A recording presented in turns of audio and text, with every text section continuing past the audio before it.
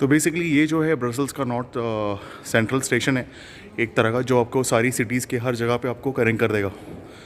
So it's a very big centre and you can easily get to the trains. But इसका closing जो है वो रात के 1 बजे का है and then morning it starts by around 4-4:30. Weekends है तो 4:30 है, और अगर आपका नॉर्मल वीक डेज है तो it's closes by 4 o'clock. I mean it starts by 4 in the morning and closes at 1. So that's how the station is. Station बहुत ही प्यारा है, बहुत ब्यूटीफुल है, वेरी बिग सेंटर. सो ऊपर मुझे लग रहा है कि कोई म्यूज़ियम भी है ऊपर.